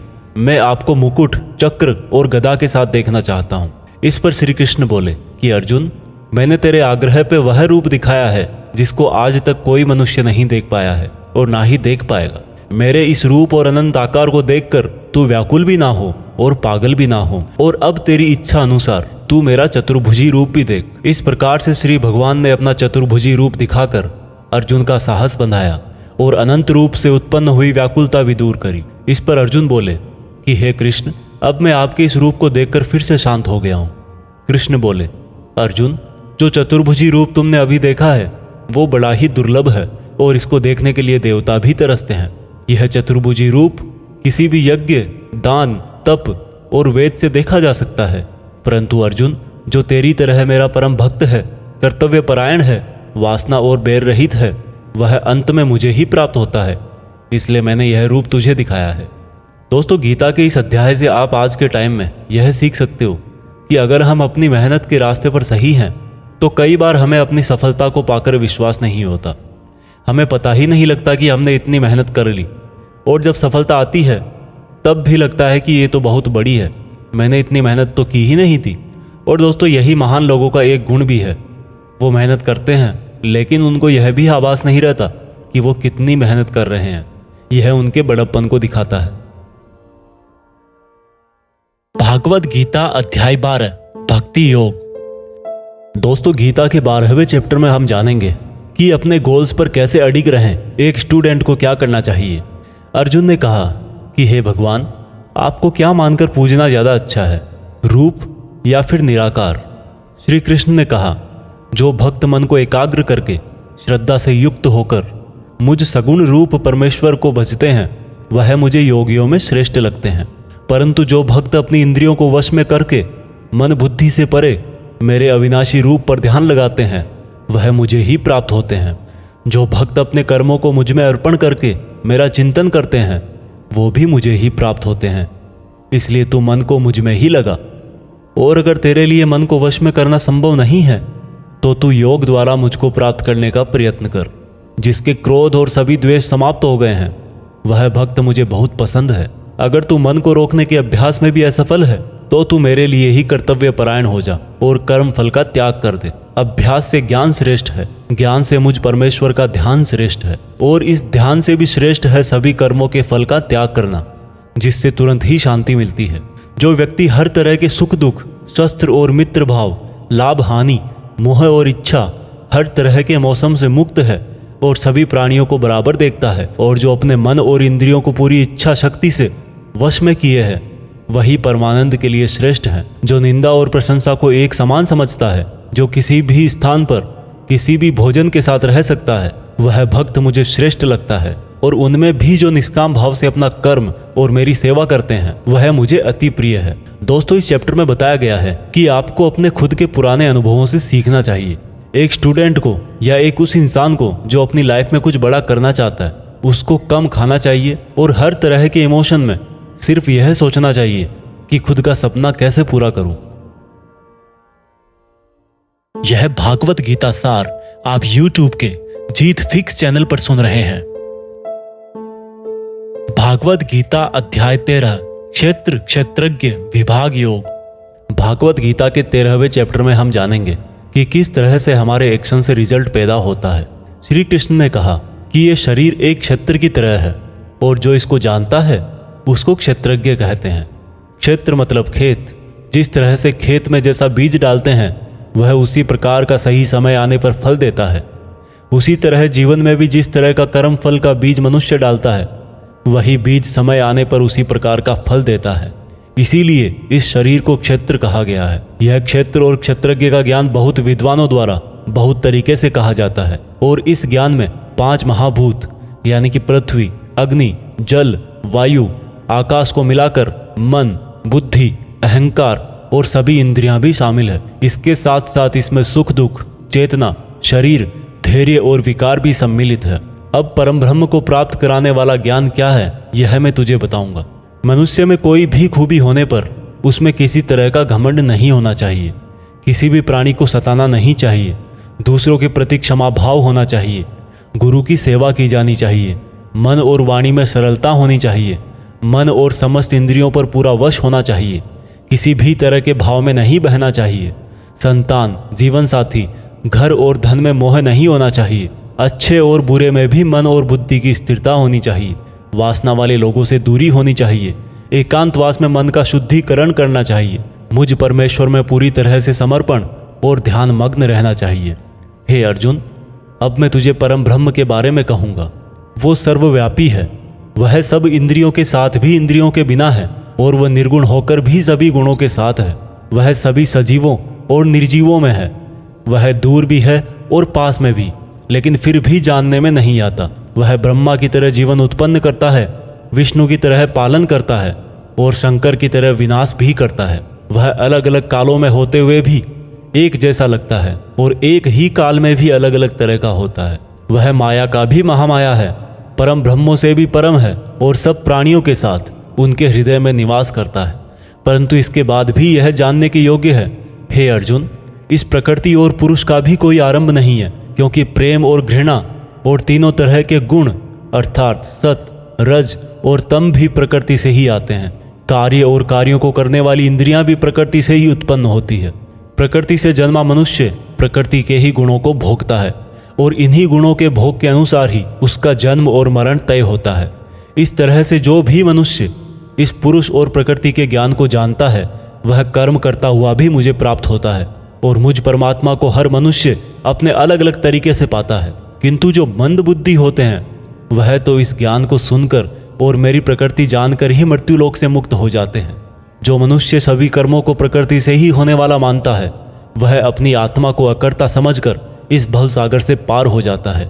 हे अर्जुन, जिस तरह से आसमान का पदार्थ काफी पतला होता है और इसीलिए वो दूषित नहीं होता, उसी प्रकार से यह आत्मा शरीर में सूक्ष्मता से रहती है जिससे ये कभी दूषित नहीं होती। इस प्रकार से प्रकृति, पुरुष और चेतना के ज्ञान से तू भी मुझ परम ब्रह्म को प्राप्त हो जा। दोस्तों, इस चैप्टर में यह बहुत ही बारीकी से बताया गया है किस तरह से हमारे ही कामों से हमें तकलीफ या खुशी मिलती है। मान लीजिए हमारा शरीर खेत की तरह है और हम हैं इसके किसान। अब हम जो भी इस खेत में बोएंगे फल भी उसी बीज के अनुसार हमें भविष्य में जाकर मिलता है। इसलिए यह हमारे आज के एक्शंस पर ही डिपेंड करता है कि हमें फ्यूचर में क्या मिलने वाला है। भागवत गीता अध्याय 14 प्रकृति के 3 गुण। दोस्तों, भागवत गीता के 14वें चैप्टर में हम जानेंगे कि किस तरह से हमारा स्वभाव और यह संसार 3 गुणों में बटा हुआ है। श्री कृष्ण बोले, हे अर्जुन, अब मैं तुझे संसार के उन 3 गुणों के बारे में बताऊंगा जो आत्मा को शरीर के मोह से बांधते हैं और जिन्हें जानकर कोई भी मनुष्य मुझे पा सकता है। यह तीनों गुण है सत्वगुण, रजोगुण और तमोगुण। सत्वगुण इन सभी गुणों में श्रेष्ठ है और यह ज्ञान और सुख से जोड़ता है। रजोगुण कामना और आसक्ति से उत्पन्न होता है जो कि कर्म और उसके फल में बांधता है। तमोगुण मनुष्य को भोग विलास, आलस्य और निद्रा में बांधता है। हे अर्जुन, सत्वगुण सुख देता है, रजोगुण कर्म करवाता है और तमोगुण मनुष्य को उसके स्थान से भी बहुत नीचे गिरा देता है। किन्हीं भी 2 गुणों को वश में करने से तीसरे गुण की प्राप्ति होती है। जिस पल मन में शांति और ज्ञान बढ़ा हुआ लगे उस समय यह मानना चाहिए कि सत्वगुण बढ़ रहा है। जिस पल मन में लालच और स्वार्थ का आभास हो उस समय रजोगुण बढ़ता है। जिस समय मन में अंधकार, विषयों में आसक्ति, आलस्य और निद्रा हो उस समय मनुष्य में तमोगुण होता है। सत्वगुण में मरने वाला मनुष्य परमात्मा को प्राप्त होता है। रजोगुण वाला मनुष्य फिर से जन्म लेकर मनुष्य बनता है और तमोगुण वाला प्राणी अगले जन्म में कीट पतंग बनता है। सात्विक कर्म का परिणाम है सुख, राजस कर्म का परिणाम है दुख और तामस कर्म का परिणाम अज्ञान होता है। जो व्यक्ति इस बात को जानता है कि यह 3 गुण ही उससे सब काम करवाते हैं तब वह अपने कर्तापन से और इस संसार से मुक्त हो जाता है और इस तरह से सोने, पत्थर और मिट्टी को एक जैसा समझने वाला मनुष्य परम ब्रह्म अर्थात मुझे प्राप्त हो जाता है। दोस्तों, यह 3 प्रकार सात्विक, राजस और तामस हमारी डेली लाइफ में बहुत यूजफुल हैं। अगर आप मेहनत करके कुछ उम्मीद नहीं करोगे तो आप हमेशा खुश रहोगे। अगर आप किसी अच्छे रिजल्ट की कामना करके मेहनत कर रहे हो तो कोई गारंटी नहीं कि खुशी होगी या दुख होगा। अगर आपने किसी का नुकसान करने के लिए कर्म किया है तो यह निश्चित है कि किसी न किसी समय आपको ही दुख मिलेगा। भागवत गीता अध्याय 15 पुरुषोत्तम योग। दोस्तों, गीता के 15वें चैप्टर में बताया गया है कि किस प्रकार से यह दुनिया एक इल्यूजन है और कैसे हम इसमें उलझकर रह जाते हैं। श्री कृष्ण बोले कि यह संसार बरगद के एक उल्टे पेड़ की तरह है जिसकी जड़ें ऊपर है और डालियां, पत्ते नीचे की तरफ। पत्तियां वेदों को दिखाती हैं और डालियों के अंत में फल कार्य फल के जैसा है। इस पेड़ की जितनी भी शाखाएं हैं वो 3 तरह के गुण यानी कि सत्व, रज और तम से ही बनी है। इसकी जड़ों में स्वयं परमात्मा विराजमान है। इस पेड़ की शाखाओं के अंत में नई कोंपले मनुष्य की इच्छाओं को दिखाती है। यह पेड़ हर दिशा में इस तरह से बढ़ा रहता है कि ज्ञान के अभाव में मनुष्य इसमें उलझकर ही रह जाता है और जो इस पेड़ के रहस्य को जान लेता है वह परम ब्रह्म को प्राप्त हो जाता है। इसलिए इस माया वाले जीवन रूपी बरगद के पेड़ को ज्ञान की कुल्हाड़ी से काटकर उचित योग का पालन करके उस परम ब्रह्म को ढूंढना चाहिए और जिसका मान, मोह, सम्मान, अपमान सभी नष्ट हो गए हैं और बुद्धि स्थिर हो गई है वह पुरुष इससे मुक्ति पा सकता है। और मुक्ति पाकर जिस परम पद को वे पुरुष प्राप्त होते हैं उसको कोई भी सूरज रोशन नहीं कर सकता क्योंकि वह मेरा परम धाम है। हे अर्जुन, इस मानव शरीर में आत्मा मेरा ही अंश है और यह आत्मा ही मृत्यु के बाद दूसरे शरीर में चली जाती है। यह शरीर कान, आँख, त्वचा, जीभ, नाक और मन से ही इन इंद्रियों का और वासनाओं का सेवन करता है, और यह केवल ज्ञानी जन ही जानते हैं। इस संसार में शरीर नाशवान है और आत्मा अविनाशी है, और इन सब में सबसे श्रेष्ठ है परमात्मा, जो कि सब लोगों का पालन पोषण करता है। इसलिए मैं ही पुरुषोत्तम हूँ।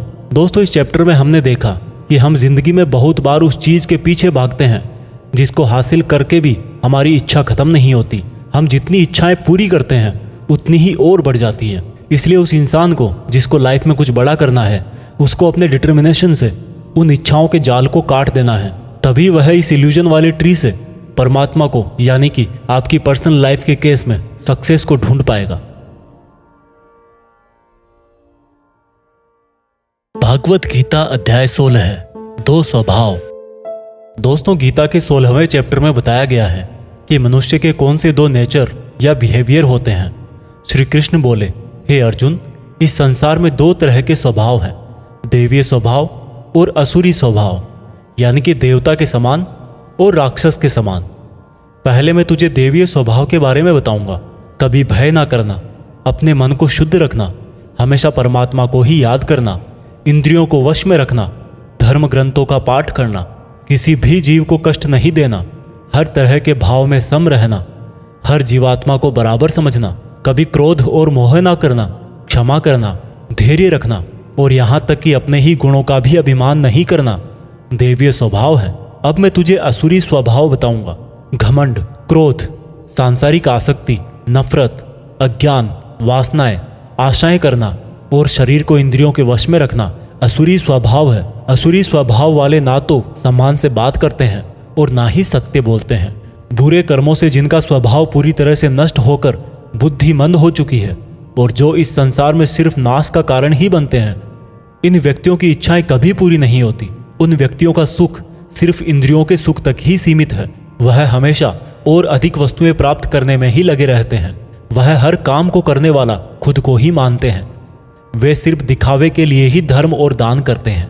देवीय स्वभाव से मुक्ति होती है, जबकि असुरी स्वभाव से बंधन उत्पन्न होता है।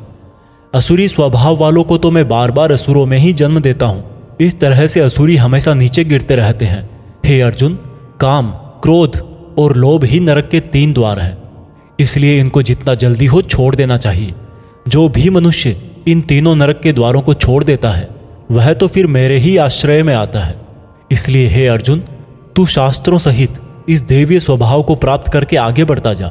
दोस्तों, इस चैप्टर का मीनिंग तो आपको आसानी से समझ में आ ही गया होगा। आखिर में जो 3 नेगेटिव फैक्टर्स बताए गए हैं, वासनाएं, गुस्सा और लोभ, यह सबसे बड़े दुश्मन है। इनसे जरा बच के रहना। भागवत गीता अध्याय 17, श्रद्धा के रूप। दोस्तों, गीता के 17वें अध्याय में आप जानेंगे कि कर्मों को, भोजन को, यज्ञ को, तप को, ज्ञान वगैरह को कौन से 3 भागों में बांटा गया है। अर्जुन बोले, हे कृष्ण, जो मनुष्य शास्त्रों को छोड़कर देवों की पूजा करते हैं वो क्या है, सात्विक, राजस या तामस? कृष्ण बोले, हे अर्जुन, जो व्यक्ति देवों को पूजते समय जिस तरह का विचार रखते हैं वे उसके हिसाब से ही सात्विक, राजस या तामस बनते हैं। सात्विक लोग देवताओं को पूजते हैं, राजस यक्ष और राक्षसों को, और तामस प्रेतों को। जो मनुष्य शास्त्रों से दूर रह के भी मन से कठिन निर्णय लेता है और कर्म करता है और कर्म को ही तप मान करके करता है, वह भी इस संसार से मुक्त है। जिस तरह से भोजन भी सात्विक, राजस और तामस होता है, उसी तरह से यज्ञ, तप और दान भी 3-3 प्रकार के होते हैं। फलों से किया गया भोजन सात्विक होता है। राजस भोजन स्वाद में तीखे, जैसे कि मीठे, खट्टे, बहुत गर्म आदि होते हैं, और तामस भोजन में जैसे दुर्गंध वाले, बिना रस के, अधपके, अपवित्र आदि हैं। इस तरह यज्ञों में शास्त्र विधि से नियत और फल की इच्छा रहित किया गया यज्ञ सात्विक है।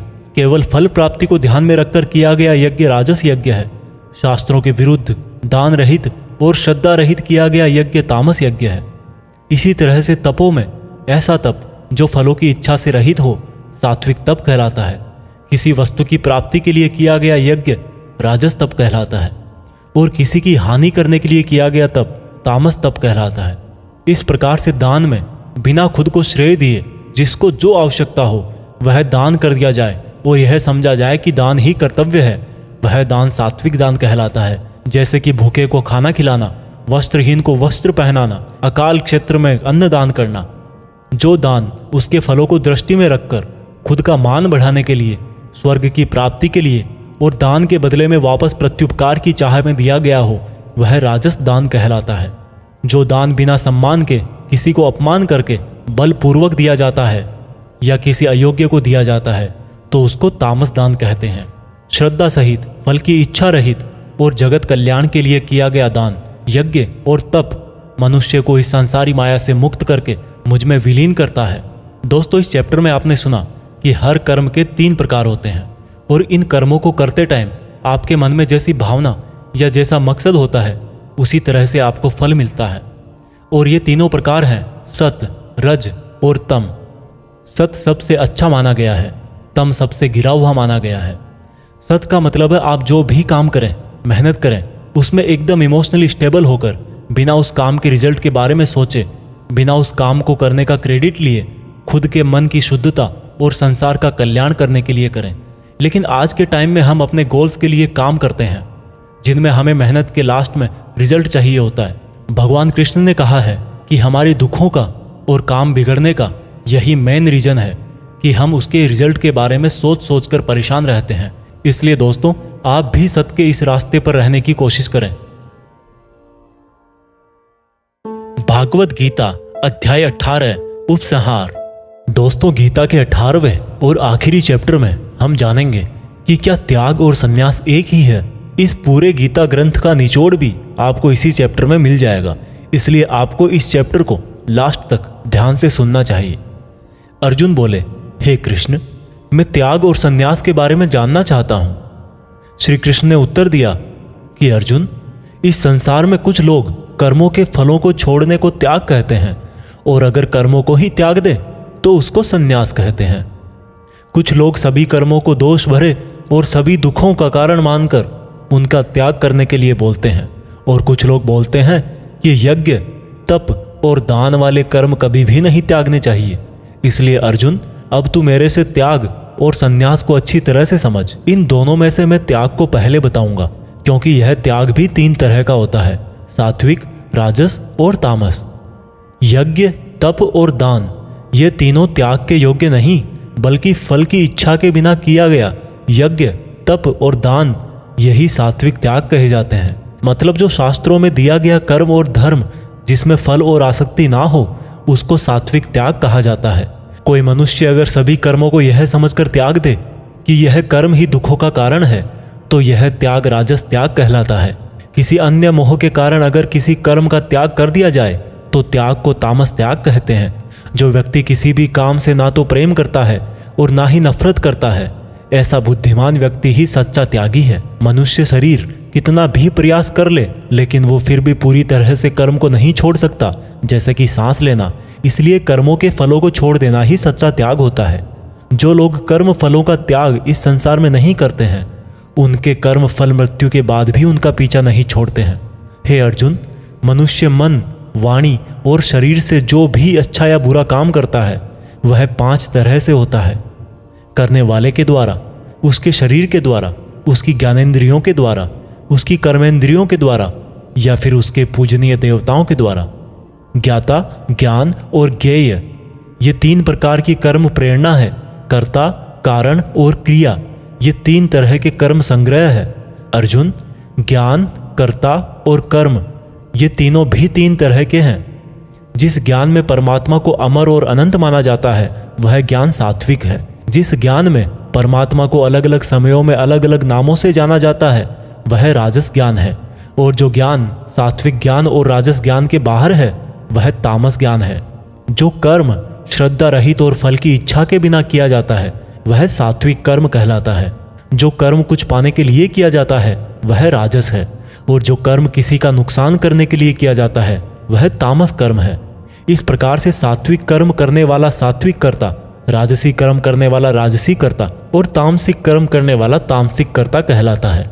इस तरह बुद्धि और संकल्प भी 3 तरह के होते हैं। हे अर्जुन, सात्विक कर्म, राजस कर्म और तामस कर्म करने वालों की बुद्धि और संकल्प ये भी क्रमशः सात्विक, राजस और तामस होते हैं। हे अर्जुन, सुख भी 3 तरह के होते हैं। बिना किसी कर्म फल के परम ब्रह्म में ध्यान लगाकर मिलने वाला सुख सात्विक सुख होता है। बल, बुद्धि, शक्ति, राज्य इत्यादि की प्राप्ति राजस सुख है। नींद, आलस्य और वासना इत्यादि तामस सुख है। इस पूरे ब्रह्मांड में इन तीनों प्रकार के अलावा और कुछ भी नहीं है। हे अर्जुन, ब्राह्मण, क्षत्रिय, वैश्य और शूद्र, इन चारों के कर्म इनके गुणों के आधार पर बांटे गए हैं। अपनी मन और इंद्रियों को वश में रखना, सभी प्राणियों का भला करना, धर्म का पालन करना, बिना कर्ता भाव के कर्म करना, परमात्मा में ध्यान लगाना, ये सब गुण जिसमें होते हैं उसको ब्राह्मण कहना चाहिए। बल, बुद्धि, दान, वीरता, शासन, ये सब क्षत्रिय के कर्म है। खेती, व्यापार इत्यादि वैश्य का काम है तथा इन सब वर्णों की सेवा करना शूद्र का कर्म है। हे अर्जुन, दूसरों के धर्म और कर्म से तो अच्छा है भले ही कम गुणों वाला हो, लेकिन अपना ही कर्म और धर्म निभाएं, और ऐसा करना ही मोक्ष के द्वार खोलता है। मानव कर्मों में कुछ ना कुछ कमियां तो रहती ही है, फिर भी उसको खुद का कर्म नहीं छोड़ना चाहिए। जिस तरीके से कोई व्यक्ति भगवान को पा सकता है वह अब मैं तुझसे सारांश में कहूंगा। हमेशा और हल्का भोजन करने वाला, हमेशा और हल्का भोजन करने वाला, अपने देश का धर्म निभाने वाला, इच्छाओं का त्याग करके एकांत में ज्ञान का अध्ययन करने वाला, मन, वाणी, शरीर को वश में रखने वाला, लाभ हानि, सजीव निर्जीव, मित्र शत्रु, इन सब को बराबर समझने वाला, घमंड, बल, मोह रहित और शांति सहित भगवान से अनंत भक्ति प्रेम करने वाला सदा के लिए मेरे पास आ जाता है। इस तरह का ब्रह्म योगी ना तो कोई आशा करता है, ना ही स्वयं को या दूसरों को दोष देता है, और ना ही दुख और सुख में विचलित होता है। इस तरह का परम योगी सब कर्म करता हुआ भी स्वयं को कर्ता ना समझकर मुझ परमात्मा को ही कर्म करने वाला समझता है। हे अर्जुन, इस तरह से तू भी इन बातों को समझकर अगर अपना धर्म और कर्म निभाएगा तो तू भी मुझ में परम पद पाएगा। और अगर तू इस तरह बोलकर कि मैं युद्ध नहीं करूंगा, मेरे ज्ञान को नहीं मानेगा, तो अपने धर्म, कर्म और परमार्थ से भटक जाएगा और नष्ट हो जाएगा। हे अर्जुन, तेरे अंदर भी मैं ही हूं, इसलिए तू सब मोह छोड़कर और इस माया से बाहर निकलकर अपना कर्म और धर्म युद्ध कर। इसी से तू मुझ भगवान के धाम में ऊंचा स्थान प्राप्त करेगा। अर्जुन, मैंने पूरे रहस्यमयी और गोपनीय ज्ञान तुझे अच्छी तरह से बता दिए हैं, फिर भी तू अब जो समझ कर करना चाहे वैसा करना। लेकिन अर्जुन, तू मुझे बहुत ही प्रिय है, इसलिए मेरा ही भक्त बन और मुझे ही सदा प्रणाम कर। मैं प्रतिज्ञा करता हूँ कि ऐसा करने से तू मेरे ही पास आएगा। फिर भी यदि तुझे ऐसा लग रहा है कि तू पाप करने जा रहा है, तो जब तू मेरी ही शरण में आ जाएगा तो मैं तेरे पूरे पापों को माफ कर दूंगा। इसलिए तू दुखी मत हो। और अर्जुन, तू इस दिव्य ज्ञान को उस व्यक्ति से मत कहना जो इसको सुनना नहीं चाहता, या भक्ति और कर्म नहीं करना चाहता, या परमात्मा में दोष निकालता हो। परंतु तू जिस भी मेरे भक्त को मेरा प्रिय समझकर यह ज्ञान कहेगा, वह भक्त इस संसार में मेरा सबसे प्रिय भक्त होगा। इस गीता ज्ञान को समझना ही वास्तविक ज्ञान यज्ञ है, और इस ज्ञान यज्ञ से भी कोई भक्त मुझे प्राप्त कर सकता है। हे अर्जुन, अब मुझे यह बता, क्या तेरा अज्ञान मिट गया है? अर्जुन उठकर बोले, हे परम ब्रह्म श्री कृष्ण, मैंने आपका संपूर्ण ज्ञान अपनी बुद्धि में बिठा लिया है और अब मैं स्थिर हूँ, और जैसा आपने मार्गदर्शन किया है मैं ठीक उसी प्रकार से अपने कर्तव्य और धर्म का पालन करूंगा। दोस्तों, चाहे कितनी भी मुश्किलें आए, जो इंसान खुद भगवान कृष्ण की इन बताई गई बातों को फॉलो करता है, उनको अपने जीवन में उतारता है, उसकी ना केवल पूरी प्रॉब्लम सॉल्व हो जाती है, बल्कि उसे जीने का, अपने सपनों को हासिल करने का तरीका भी पता लग जाता है। कुछ लोग ये भी बोलते हैं कि गीता ज्ञान सिर्फ हिंदू धर्मों का ग्रंथ है, जबकि भगवान ने खुद कहा है कि व्यक्ति जाति और धर्म से नहीं, गुणों से ब्राह्मण होता है, और इस भागवत गीता पर सभी मनुष्यों का बराबर हक है। आज की ये दुनिया कर्म भूमि है। कर्म और मेहनत का सिद्धांत सबके लिए एक होता है। इसलिए आप सब लोग इस गीता ज्ञान को बार बार सुने, हर एज के पुरुष और महिलाओं को सुनाएं, ताकि आप अपनी कर्मस्थल के अर्जुन बनकर अपने जीवन का लक्ष्य हासिल कर सको। जय श्री कृष्णा। जय हिंद। वंदे मातरम।